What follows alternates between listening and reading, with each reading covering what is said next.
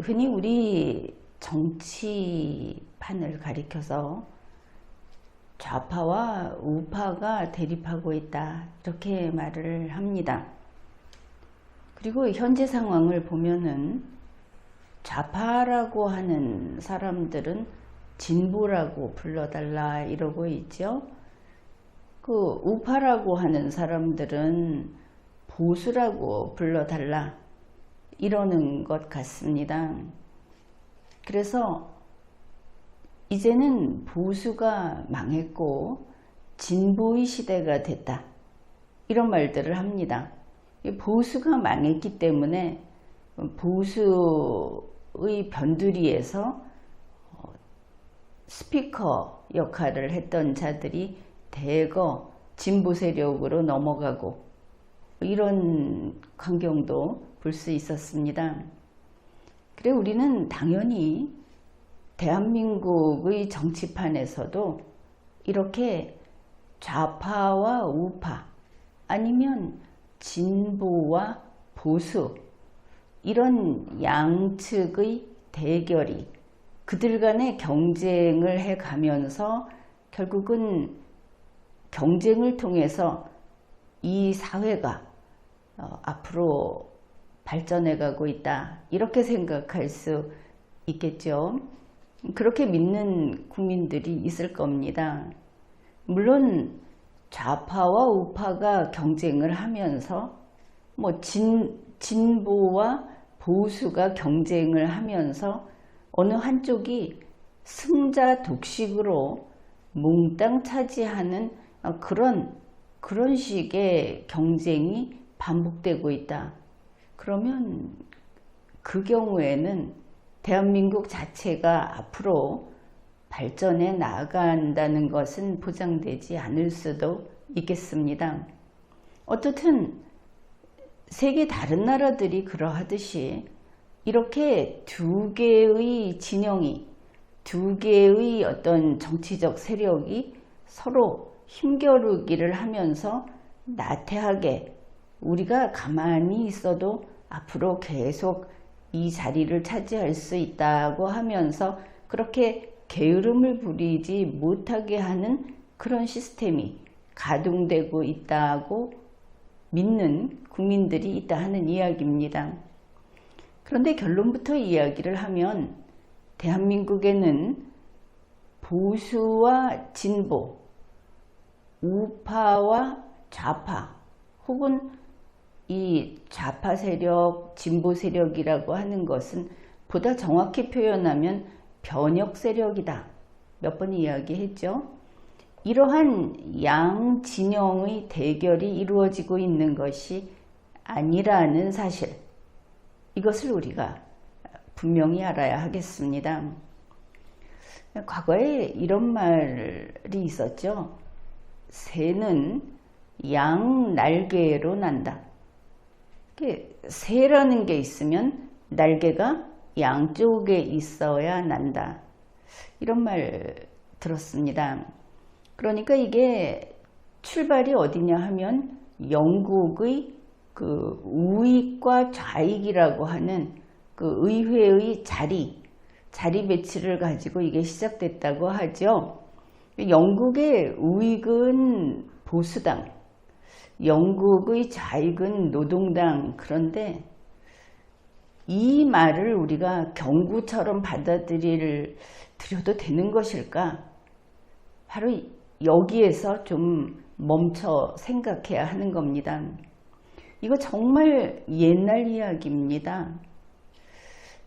영국의 보수당은 1834년에 창립됐습니다. 영국의 노동당은 1900년에 창립됐습니다. 정말 옛날 이야기죠. 대한민국이 탄생하기도 전 까마득히 옛날 일들입니다. 그 시대에 정치 인식은 어떠했을 것이며 그 시대에 이 이념이라고 하는 것은 또 어떠했을까? 그 옛날에 노동이 무엇인지, 경제가 무엇인지, 과연 그 왕조시대 언저리에서 민주주의가 무엇인지 완전히 달랐겠죠. 그들이 그렇게 시작해서 그 계단을 밟아서 오늘에 이른 겁니다. 우리는 그냥 멋진 말 하나 빌어온다 하면서 이야기를 하지만 과연 이래도 되는 것인가? 우리는 21세기에 있는데, 그렇죠? 오래돼도 참 오래됐고 그게 과거의 것이라고 무시하자는 말은 아닙니다. 초고속으로 모든 것이, 특히 이 민주주의라고 하는 것이 가장 발전한 그 시기를 이들은 모를 때 출발했다는 것이죠. 그게 첫 시작일 수는 있지만 지금의 우리와는 너무나 차이가 난다. 그래서 보고 참조를 한다 하더라도 그것이 어느 정도는 좀 가까이 있어야 한다. 당연한 거 아니겠습니까? 그런데 한국의 리영희, 바로 이 변혁 세력이 추종하는 시조 같은 인물이죠. 리영희 씨가 책을 썼습니다. 그 책의 이름도 한국에서는 종종 인용되고 있죠. 새는 좌우의 날개로 난다. 아주 비슷하죠. 이 책이 1994년 7월에 출간됐습니다. 1994년이라는 대한민국 정치사에서 바로 그 시기는 어떠했는가? 리영희가 이 제목을 세상에 내놓은 그때는 어떠했는가? 1994년만 해도 대한민국에 좌파가 존재해도 되는가? 사람들이 쉽게 거기에 그것을 용납하지 않던 시대였습니다. 리영희의 이 말을 우리는 이렇게 풀이해도 될 겁니다. 새는 좌와 우의 날개로 날기 때문에 좌도 용납하시오. 지금과는 많이 다르죠. 그러나 그거 역시 참 옛날 이야기이고, 그리고 과연 우리의 정치 철학이 받아들일 만한 것인가? 과연 그렇게 깊은 사고를 한 그 결과인가? 생각해 봐야 하는 겁니다. 그러면 먼저 이야기했듯이 이들이 좌와 우가 나란히 양쪽에서 서로 견제하고 다투고 어떻든 상대방을 죽여 없애지 않고 같이 가는 것을 이야기하고 있는데 2025년 대한민국은 어떠한가? 결론을 먼저 말씀드렸죠. 2025년 대한민국의 정치판에는 이렇게 말할 수 있는 좌도 없고 우도 없다. 그러면 이재명이 대통령으로 있는 소위 진보가 승리한 이 시대는 그러면 중도의 시대인가? 그런 당치 않은 이야기는 하지 마십시오. 중도라는 것을 어정쩡하게 끼워 넣어서 이런 흙탕물 같은 세태를 얼버무려서는 결코 안 될 일입니다. 대한민국에 좌도 없다고 하면은 좌파들이 우리 드디어 인정받았어 이러면서 좋아할지 모르겠는데 그게 그렇게 이야기할 문제가 아닙니다. 지금까지 어느 나라가 됐든 양당제를 하는 국가들도 그렇고 서로 대립하고 있는 정치 세력이 있다 하더라도 어느 정치 세력이건 내 나라라는 것은 합치가 됐습니다. 미국에서 민주당과 공화당이 서로 정말 원수처럼 막말도 하고 아주 날카로운 비판도 하고 상대방을 없애버리겠다는 식으로 나오지만 그 둘은 미국을 지키기 위해서 바로 그런 일에서는 한 뜻입니다. 왜냐하면 미국의 민주당이고 미국의 공화당이기 때문이죠. 그래서 미국이라는 나라는 이게 나라가 아니다. 미국의 건국은 그것은 거짓된 것이었다. 이런 말을 하는 어떤 정당도 없습니다. 그런데 우리 대한민국은 어떤가? 이런 면에서 대한민국의 정통성을 인정하면서 대한민국을 지키기 위해서 싸우는, 그러나 그 방식이 좌파 방식인 좌파, 변혁 세력, 이런 자들이 없습니다. 대한민국을 수호하고자 하는 변혁 세력이 없다 하는 뜻입니다. 바로 그래서 좀 험하게 말을 하자면 대한민국에서 우리는 좌파요 하는 사람들을 보고 반국가 세력이다. 더구나 우리의 주적인 평양 정권이 있는데 너희는 그러면은 평양에 친한 친북 세력이다. 아니면 친중, 친러 세력이다. 이렇게 말을 하는 이유가, 그런 소리를 듣는 이유가 바로 여기 있는 겁니다. 다시 이것을 한 번 더 명확히 정리를 해보면 현재 대한민국에서 자기들이 진보 혹은 좌파라고 하는 변혁 세력은 대한민국의 건국을 부정하는 세력이라는 것입니다. 이것은 이제 공공연히 인정하고 있죠. 반건국 세력이라는 것입니다. 대한민국의 좌파는 반건국 세력으로서의 좌파, 반건국 세력으로서의 진보 내지는 변혁 세력인 것이죠. 그러니 이것은 좌파가 아닙니다. 대한민국의 정치 세력으로 인정할 수 있는 좌파가 아닌 것이죠.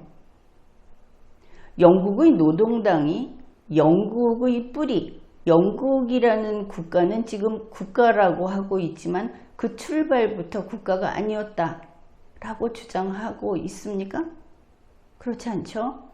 대한민국에서 대한민국의 건국을 부정하는 반건국 세력은 이런 면에서 치명적인, 결코 함께 살아갈 수 없는 그런 뿌리가 다른 외세다. 침입해 들어온 외세다. 그들이 같은 황인종이고 대한민국 국민의 아들, 딸일지라도 이 부분에 있어서는 어쩔 수가 없는 것이죠. 그런데 이 반건국 세력인 반건국 세력으로서 좌파, 반건국 세력으로서의 진보, 변혁, 이런 정치 집단이 선거를 통해서 대한민국 공무원 그룹에 침투했고 또 공무원 시험을 봐서 임용이 됨으로써 대한민국 공무원 그룹에 침투했습니다. 그것은 대한민국 국적이 있고 선거권이 있으면 열려 있으니까 이들이 반건국 세력임에도 불구하고 거기까지 우리 선거법은 평등하게 그들에게 기회를 줬던 것이죠. 선거권은 그렇다 하더라도 피선거권을 줘버린 겁니다. 관대함이 이 정도면 무방비다 이렇게 생각을 할 수 있겠죠. 그래서 1948년 건국헌법으로 세운 대한민국을 부정하는 정당이 출현했습니다. 1948년 건국헌법으로 세운 대한민국을 부정하는 국회의원이 나왔고 법관이 나왔고 국무위원이 나왔고 학교 선생님이 나왔고 학자들이 나왔고 그리고 기술자들, 기업인까지 나왔습니다. 대한민국을 부정하는, 대한민국 안에서 이것이 인간의 몸에서 일어나는 그런 질병으로 이걸 의학적으로 평가를 한다면 암세포가 증식 중이다. 그렇게 말할 수 있겠습니다.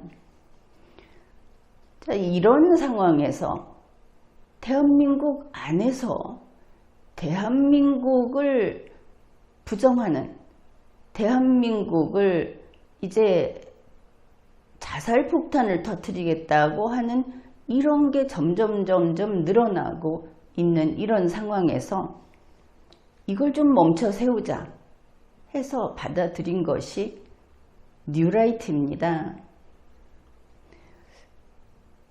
뉴라이트라고 하면 이름에 라이트가 붙어 있어서 이걸 말을 바꾸면 신우파 이렇게 되겠죠. 신우파니까 신보수 이렇게 말을 할 수도 있을 겁니다. 그러나 이것은 신우파와 우파는 완전히 다른 겁니다. 뉴라이트는 바로 앞에서 이야기한 반건국 세력의 모순을 깨달은 사람들은 맞습니다. 그것을 깨닫고 반건국 세력에서 뛰쳐나온 사람들, 그러니까 뉴라이트는 반건국 세력은 아니다 이렇게 말을 하면 그건 맞는 말입니다. 그런데 이 뉴라이트가 반건국 세력을 비판하고 있죠. 그러면 반건국 세력의 반대편으로 보이죠. 반건국 세력과 대립하고 있는 뉴라이트 이렇게 보일 겁니다. 그러나 반건국 세력을 비판하고 있다고 해서 이들이 보수나 우파인 것은 아니다. 이것이 중요합니다. 그러면 누가 보수냐? 보수는 보수여야 보수인 것이지 반건국 세력의 반대편이라고 해서 보수가 아닌 겁니다. 적의 적은 우리 편이다 라고 하는 어설픈 도식으로 이 정치 세력을 분류하거나 인식하는 것은 잘못된 것입니다. 그래서 뉴라이트는 보수가 아니고 그런 의미의 우파도 아니다. 그러면 이제 반건국 세력이 원래 이야기했던 대한민국을 지키기 위한 그런 정치 세력이 아니어서 다른 나라와 같은 그런 국가 안의 좌파가 아니고 대한민국의 건국을 부정하는 세력이다. 그러면 뉴라이트가 역시 대한민국의 건국을 부정하지는 않을 수도 있지만 그러나 이들이 우파나 보수는 아니다. 이렇게 정리하면 되겠습니다. 그래서 현재 한국의 정치판은 한동안, 그러니까 이명박 대통령, 박근혜 대통령, 문재인 대통령, 윤석열 대통령, 그리고 이재명 대통령까지 벌써 5사람째죠. 지금까지 반건국 세력인 변혁, 진보 혹은 좌파하고 그리고 우파가 아닌 뉴라이트가 대결하는, 이게 정당이라고 한다면 이런 두 개의 정당이 경쟁하는 그런 상태가 된 겁니다. 이렇게 보면 대한민국 정치판에 다른 나라들처럼 우리나라라는 그런 단일한 이념, 단일한 그 대한민국을 지킨다든지 하는 그런 컨센서스가 없는 그런 정치 세력 둘이 나타나서 자기들끼리 자리 싸움을 하면서 선거 승리를 다투는 경품 따먹기 같은 일이 대통령 5을 거치면서 벌어지고 있다. 이것을 알 수 있습니다. 그러면 그 전통적인 그리고 세계에서 일반적으로 인정하는 보수, 우파라고도 하죠. 이것과 우리 대한민국 특유의 대한민국의 반건국 세력인 변혁 혹은 좌파, 진보 뭐 이런 사람들, 그 다음에 이거 역시 대한민국 특유의 반국가 세력인 좌파, 이게 이제 딱 맞아떨어지는데, 하여튼 그런 우파가 아닌 뉴라이트, 자, 이 셋이 어떻게 다른가? 이건 또 우리가 아주 간단하게 구분을 할 수 있습니다. 정상적인, 통상적인 보수라고 하면 이렇게 말을 할 수 있겠습니다. 여기 하나가 있는데 하나가 더해지면 둘이 된다. 여기에 아무 이의 없이 그야 당연히 그렇지 라고 하는 것이 보수라고 합시다. 세계가 인정하는 보수, 그 개념입니다.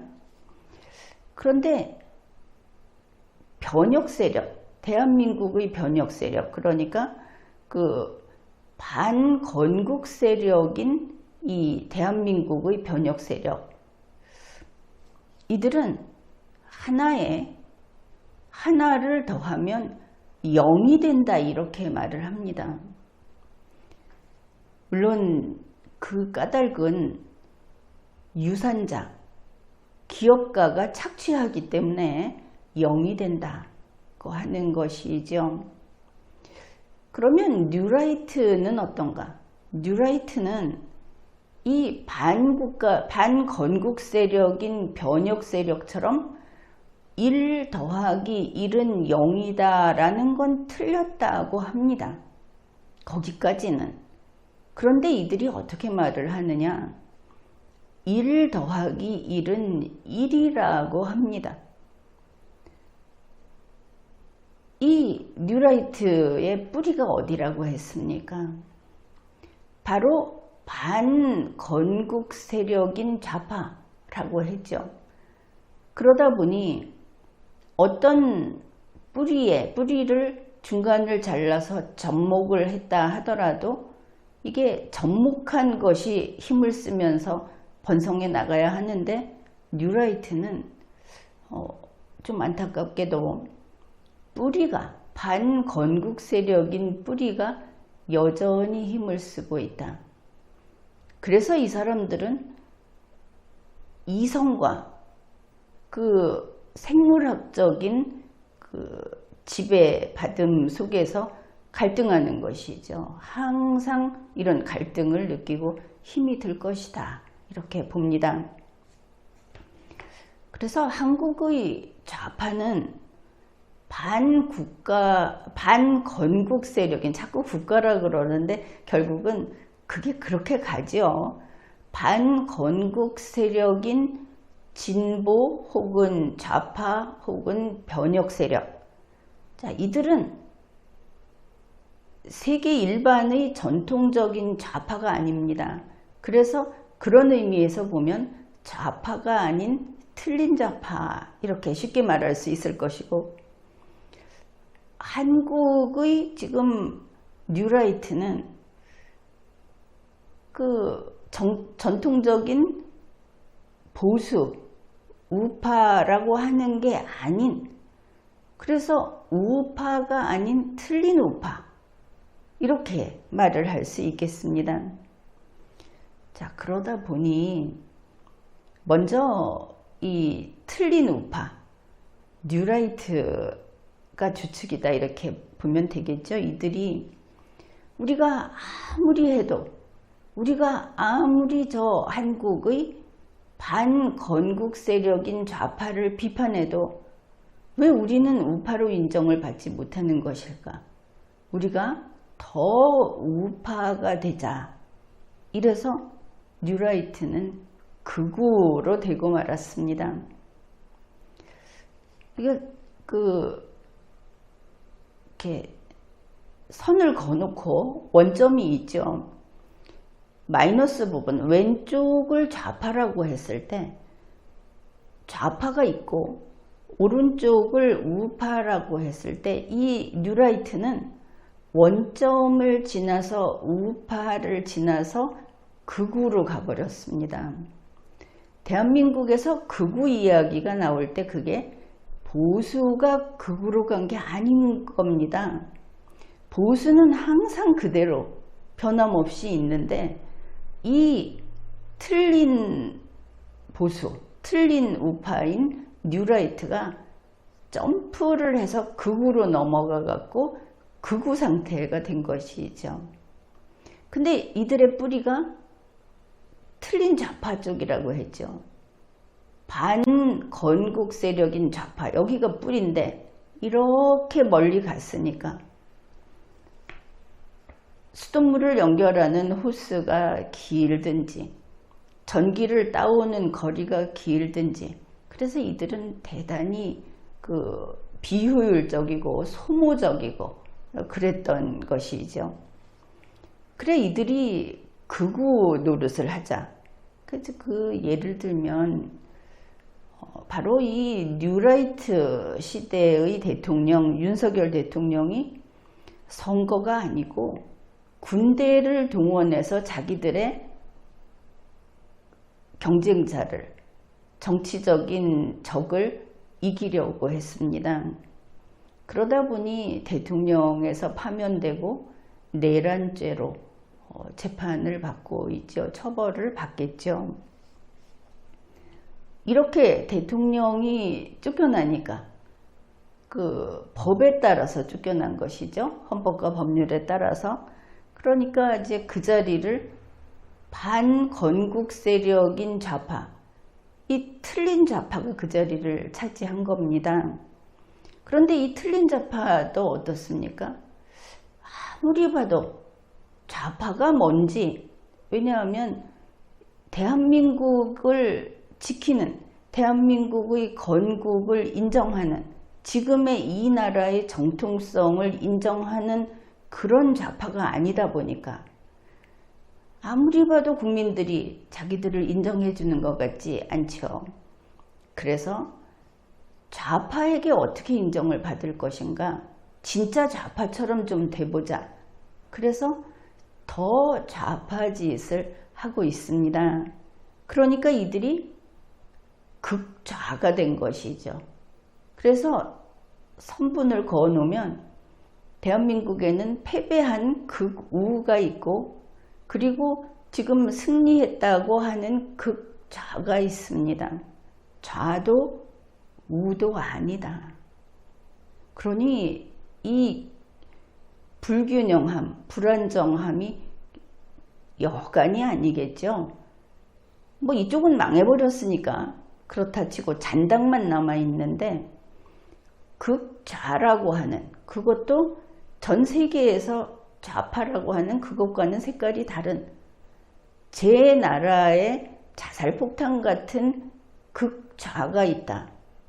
그러면 이걸 좌파도 제거하려고 할 것이고 우파도 제거하려고 할 것이고, 또 정상적인 동맹국들도 제거됐으면 하겠죠. 바로 그런 겁니다. 현재 이재명 대통령을 보면 취임 2개월 만에 돈을 그야말로 물 쓰듯 쓴다. 아니 그냥 함지로 퍼서 밖에다가 내다 버린다. 이렇게 뿌린다. 이렇게 보입니다. 이재명 씨가 취임을 하면서 2025년도 예산은 어떻게 됐겠습니까? 윤석열 대통령 때 사라졌습니까? 그때 윤석열 대통령이 뭐 제대로 할 수 있는 게 있었습니까? 그러니까 2025년도 예산은 그대로 남아있는 한에서 이재명 대통령, 이재명 정부에게 인계됐죠. 예산 넘겨받았습니다. 6월 4일에 취임을 했는데 2달도 안 돼서 추경을 2번 했습니다. 그리고 또 나오는 것이 대통령실에서, 정부에서 한국은행 마이너스 통장, 뉴스에 하는 마통 이렇게 나오죠. 마이너스 통장에서 돈을 114조나 끌어다 썼다. 7월 한 달 동안 25조 3천억을 돈을 꺼다 썼다. 그렇게 받고 추경하고 돈도 따로 빌려다 쓰고, 그리고 대통령실의 그 특활비는 증액했죠. 윤석열 대통령 때 특활비 가지고 그렇게 따지고 하더니, 그래서 이 사람들은 좀 경제관념이 있는 것일까 했더니 아니다, 우리도 쓸 만큼 쓰겠다, 증액을 했다. 그리고 지금 하는 말은 국채를 발행하겠다고 합니다. 돈이 부족하다, 돈 좀 쓰자, 써보자. 돈을 써야 무슨 일을 할 수 있지. 그러면 예산은 왜 있습니까? 예산 법률주의는 왜 하는 겁니까? 더불어민주당, 국회에서 더불어민주당 소속 의원들은 여기에 찬성을 한다고 하면 몽땅 파면해야 합니다. 국회에서 하는 역할이 바로 이 예산은 국민의 세금이고, 그 예산을 마음대로 끌어다 쓰지 못하게 몸으로 막아야 하는 게 국회의원인데, 쓰자 국채 발행, 그거는 결국은 돈 빌려가지고 또 쓰자, 한국은행에서 직접 빌려다 쓰고, 이 정도까지 가면은 이거는 불 지르는 것을 그냥 방치하는 것과 동일하죠. 그 다음에 이재명 정부는 이제 코스피 5천 가자고 국민들에게 그 희망의 불을 밝혔습니다. 사람들이 돈 좀 벌고 살자, 좋다 이랬는데, 그것도 기술주도 성장에 집중하겠다. 그 핵심 중에 하나가 AI, 인공지능이죠. 이 국가대표 인공지능 사업, 여기에 내부 정보를 이용한 혐의자가 바로 이재명 대통령의 측근이었다, 이춘석 씨다, 이렇게 나왔죠. 여기에서 내부 정보 이용 혐의자라는 표현은 대통령실 대변인이 브리핑에서 썼던 용어를 그대로 인용한 겁니다. 여기에 대해서는 리걸마인드 연구소 지난 영상을 참조하십시오. 이 이춘석 현역 국회의원입니다. 더불어민주당 소속. 이 사람이 이재명의 국정기획위원회 경제 2분과장이었고, 이 사람을 국회 법제사법위원회 위원장을 시키려다가 이번에 이런 사건이 발각되면서, 이 사건이 터지면서 그것은 그만두기로 했죠. 이 일은 예사일이 아닙니다. 이재명 대통령이 돈 좀 쓰자, 돈 좀 이렇게 하는 그것과 이들이 과연 관계가 없는가? 어째서 이런 자가 경제 2분과장을 하고 있는가? 분과라고 해서 그걸 가볍게 여기면 안 됩니다. 또 있죠. 강선우 여성가족부 장관 후보. 아니, 이 사람의 문제점, 인사청문회에서 도저히 안 될 만한 것들이 나오고, 또 소위 시민사회에서 이재명 대통령을 지지하는 사람들조차 이건 아니다. 그렇게 했는데 온갖 방법을 다 동원해서 강선우 후보를 사수했던 거 우리가 알고 있습니다. 그래서 이 사람이 이제 스스로 물러나겠다고 한 뒤에 그 다음에 그들의 행동이 참으로 이건 코미디지요. 정청래 더불어민주당 대표가 끝내 자기가 강선우를 지키겠다 그러면서 더불어민주당 국제위원장 자리에 유임을 시켰습니다. 그러면서 정청래 씨 말이 강선우는 영어를 통역사처럼 잘한다.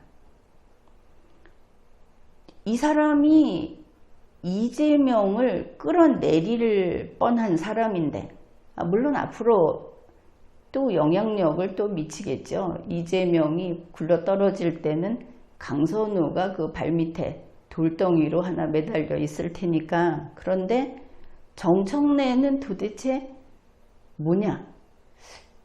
이재명에 있어서 이재명을 정치적으로 끌어내리려고 하는 자냐 싶기도 합니다.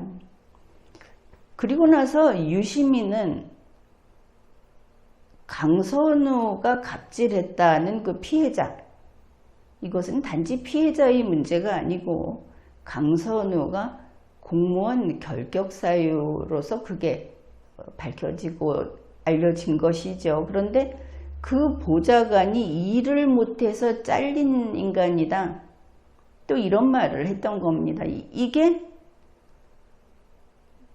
현재 이재명 정권의 극좌노릇이죠. 우리 뜻대로 하겠다. 이재명 대통령은 산재로 사망사고가 난 그런 회사를 자기 입으로 이렇게 하겠다고 합니다. 면허를 취소한다. 주가가 폭락하게 한다. 대통령이 특정 기업의 주가를 폭락하게 할 권한은 없죠. 이거는 조폭이나 할 짓이죠. 똘마니들한테 저거 해치워버려. 그래서 나머지 사람들이 피를 묻히든지 아니면 부당하게 불법하게 공격을 하든지. 대통령이 할 소리는 아니죠. 대통령은 집행정보의 수장입니다. 이게 행정집행입니까? 산재 사망사고가 난 회사를 행정벌을 가할 수 있고 법규가 있다면 그런 것이지, 그 회사를 주가를 폭락하게 해서 망하게 하겠다, 문 닫게 하겠다. 이것은 행정집행이 아닙니다. 그냥 폭행이지. 물론 권한 남용이죠. 그 다음에 그런 회사에서 산재 사망이 발생하면 이건 사업주가 미필적 고의 살인을 한 거다. 사업주가 살인하는 게 그게 취미입니까? 거기가 그 청부살인하는 업체입니까? 아파트 짓는 회사가? 대통령이 이런 소리를 했다. 부적절할 뿐 아니라 이거 온전한가? 대통령의 공무수행이 무엇인지 알고는 있는지, 할 능력은 있는 것인지 국민들이 고개를 갸우뚱할 수밖에 없죠. 이재명 씨가 자기가 직접 챙기겠다고 했습니다.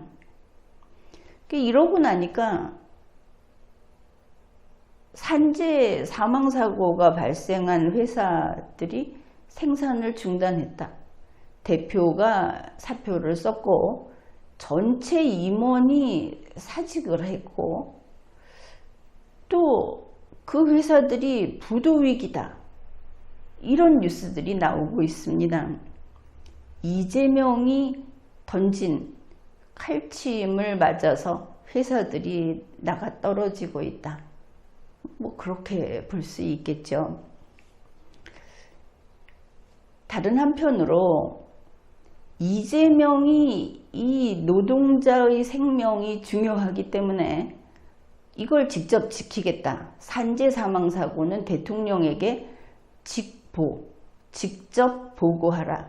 이재명은 앉아서 하루 근무 시간이 8시간이라고 칩시다. 산재 사망 사고 직접 보고받는 것을 반드시 그 중에서 시간을 할애하겠다는 것이죠. 그 시간은 김정은이가 쳐들어와도 보고받아야 하겠죠. 반드시 하겠다고, 직접 하겠다고 했습니다. 노동자 생명 지키기에 뛰어든 소년공 출신 대통령 이재명. 뭐 이러면은 꽤 괜찮은 드라마 스토리는 될 것 같습니다. 그러면 이재명이 거기에 뜻을 두고 거기에 몸을 던지겠다고 하니까 여러분이 뽑아놓은 이재명 아닙니까? 대한민국 국민이 뽑아놓은 이재명이고 대한민국 국민이 이재명 좋아요 한 이재명이니까 우리는 응원해야 하겠습니다. 앞으로 이재명 대통령, 이 정권은 모든 기업에 이 원칙을 철저히 적용하라. 좋다. 산업재해 사망 한번 없애보자. 국민도 원하는 겁니다. 이재명은 산재 사망 막는데 전력을 다 해야 합니다. 앞으로 어떤 기업도 어떤 경우에도 봐주거나 지금 이 산재 사망 막자고 깃발을 내건 이거를 멈추면 안 됩니다. 계속 끝까지 마지막 한 기업까지 그걸 문 닫게 하는데 그걸 제대로 처벌하는데 전력을 다하기 바랍니다. 또 하도급 폐해를 이야기했는데 이 하도급이라고 하는 것은 결국은 기업하는 사람들의 마음가짐이겠죠. 그게 제도이기도 하지만 모두들 이것을 선택하고 지금까지 그것을 써왔고 이제는 너무나 오랜 관행처럼 돼버린 이 뿌리 깊은 하도급 폐해, 이거 이재명 대통령은 발본색원하기 바랍니다. 확실히 근절시키기 바랍니다. 자, 이런 산재 사망 회사에 대해서 이재명이 뭔가 변혁을 하고 싶다. 이거만큼은 전 국민이, 우리 국민들이 다들 담배 피우거나 건강에 안 좋은데도 술을 마시거나 하는 이런 것이 있죠. 그거를 이재명이 어느 날 하지 마라고 하는 겁니다. 물론 국민 건강을 위해서 나쁜 일은 아닙니다. 이런 방식이 제대로 된 방식인지는 모르겠지만 대통령의 한마디는 그래서 대통령 아닌 겁니까? 이렇게 하겠다고 했으니까 그리 직진해라. 그렇게 가라 하는 겁니다. 이재명 대통령은 헌법과 사면법을 위반하면서 광복절 사면을 하기로 했다는 발표가 나왔습니다. 당연히 사면 대상자 선정과 하는 그런 과정에서 법 위반이 보이죠. 이재명 대통령은 헌법과 법률을 위반하면서 8월 15일에 국민 임명식을 하겠다고 합니다. 이재명 대통령은 대한민국 헌법과 법률을 위반해서 국정기획위원회를 만들어서 가동 중입니다. 이거는 일종의 사설 조직입니다. 대통령이 헌법과 법률로부터 위임받지 못한 권한을, 자기에게 없는 권한을 행사할 때, 그래서 만든 조직은 사설 조직입니다. 자, 이렇게 아주 넉넉히 헌법과 법률을 위반해 준 이재명이다. 그것을 우리가 지켜보고 있습니다. 이렇게 봤을 때 반건국 세력인 변혁 세력, 좌파, 진보 세력 같은 말입니다. 이걸 틀린 좌파라고 쉽게 이름을 붙였죠. 틀린 좌파들이 극좌짓을 하고 있다. 그런데 그러면 틀린 좌파에서 권한을 이제 움켜쥔 자들이 틀린 짓을 하는데, 극좌의 짓을 하는데, 여기에 같은 틀린 좌파들이 기름을 붓고 있습니다. 더 빨리 타들어가라. 더 빨리 그 자살폭탄이 폭파해버려라. 뭐 이런 뜻인가? 도대체 왜 그러는 것일까 싶죠. 조국 씨, 이재명 대통령에게 사면하라고 바로 이 이재명 진영에서, 넓게 말해서 진영에서 청이 들어간 것이죠. 그래서 사면한다고 합니다. 그런데 조국 씨를 친문 세력의 핵심이라고 언론에서는 이야기를 하죠. 여러분 좀 어리둥절할 수 있습니다.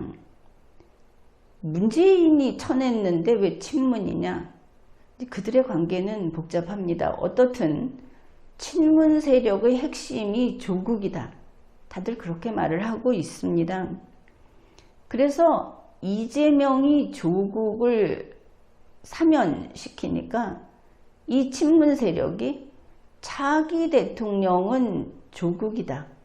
이렇게 밀고 있는 것이죠. 거기에 앞서서 부산시장을 간다느니, 서울시장을 한다느니, 아니면 이재명이 전에 했던 지역구 의원으로 간다느니, 이런 말이 앞에 나오는 겁니다. 그래서 조국을 차기로 미는 친문 세력이 지금 새 규합을 하고 있는 중이다. 이런 말도 나오고 있고, 이게 틀린 좌파에서 이재명을 대통령으로 앞에 세워놨다고 친다면 틀린 좌파들이 이재명을 마구 흔들고 있습니다. 지금 막대기 끝에 매달아 놓고 걸어놓으면 안 떨어지겠죠. 세워놓고 흔들고 있습니다. 그것도 무슨 일이냐 싶은 거죠. 현재 민주노총의 청구서 아주 야무집니다. 이재명 대통령이 민주노총의 청구서를 받고 하나씩 지불할 때마다 지지율 떨어져 나가고 자기네 진영 금이 쩍쩍하고 국민들이 괘씸하다, 저거 잘못 뽑았다 소리가 나오고, 하지만 그 청구서 빨리 지불하지 않으면은 무서운 일이 생기겠죠. 민주노총이니까 그렇게 생각을 해봅니다. 결국 이 틀린 좌파들은 그렇다고 하죠. 종이 한 장을 두고 여러 사람이 둘러서 잡으면 보통 백지장도 맞들고 여러 명이 힘을 모으면 더 쉬워진다 이런 말을 하는데 틀린 좌파는 다릅니다. 종이 한 장을 2명이 잡으면 종이를 둘로 찍고 4명이 잡으면 종이를 넷으로 찍는 게 틀린 좌파의 특성이다. 그게 본성이라고 하지요. 결국 이렇게 두면 이재명이라는 어떤 정치적 존재, 이 사람은 갈갈이 찢기게 될 것 같다. 이렇게 봅니다. 이미 추락 중이다 하는 것을 알 수 있기도 하죠. 우리 국민이 바로 1 더하기 1은 당연히 2다 라고 하는 게 우리 국민입니다. 우리 국민을 통째로 이재명 지지자 혹은 누구 지지자 이렇게 말을 하면 그것은 잘못된 표현입니다. 국민은 조용하다, 진중하다, 말하지 않는다 이렇게 보면 되겠죠. 우리 국민은 극우를 노했습니다. 허용할 수 없다. 윤석열을 친 것이죠. 우리 국민은 극좌도 노합니다. 허용할 수 없다. 반건국 세력을 허용할 수 없다는 것이 이 틀린 좌파들의 뼈저린, 결코 자기네들은 국민의 선택을 받을 수 없다는 그런 어떤 한계를 느끼게 해주는 부분이죠. 그래서 바로 이 국민, 대한민국의 건국헌법, 대한민국의 정통성, 그리고 제 아무리 서로 싸우고 비판을 하더라도 적을 이롭게 하지 말라. 대한민국을 지키기 위한 목적이 없으면 이걸 말장난처럼 가령 평양 정권에 대해서 자기들의 정적을 치는데 평양 정권에게 왜 해를 가했느냐. 이런 것이 바로 반건국 세력의 특징이죠. 이런 것을 용납하지 않는 것이 국민이고 그 국민이 보수다. 자, 아까 새가 좌우의 날개로 난다고 했는데 지금 우리나라의 실태는 어떠냐? 새가 한쪽 날개는 없고 다른 쪽 날개를 둘이 나눠 쓰고 있다. 결국 이렇게 되죠. 뿌리가 같으니까. 그래서 대한민국에서는 새는 좌우의 날개로 날지 않습니다. 좌우라는 것은 결국 대한민국 건국이라는 몸통에 하나로 붙어있는 그런 날개일 때 말이 성립이 되는 것이죠. 우리 국민은 그런 의미에서 준엄한 보수다. 이렇게 보면 되겠습니다. 국민은 정치판에 뛰어들지 않고 오직 헌법과 정의의 칼로 반국가 세력을 제거할 뿐이다. 그런 것입니다. 우리 리걸마인드 연구소가 지난 30년 동안 변함없이 이 리걸마인드, 대한민국 헌법과 대한민국의 헌정사를 인정하는 이 태도가 한 번도 요동치거나 변한 적이 없듯이 우리 준엄한 국민은 바로 그와 같은 겁니다.